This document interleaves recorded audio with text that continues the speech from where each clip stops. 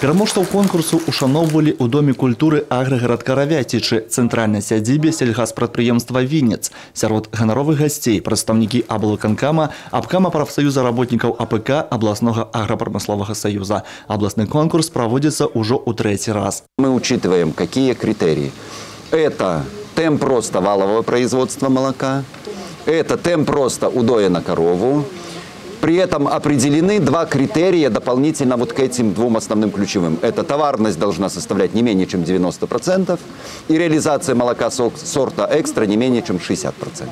И вот ферма Галиции с учетом вот этих трех критерий среди ферм с удоем за прошлый год до 6 тысяч у нас по итогам 9 месяцев лучшая в области.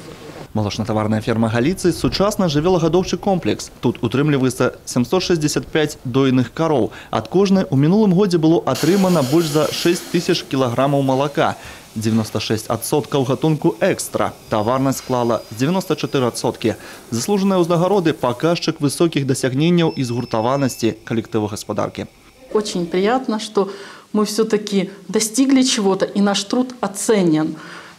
Труд животновода, зоотехника, ну то есть те, которые работают в сельском хозяйстве, это тяжелый труд, каждодневный.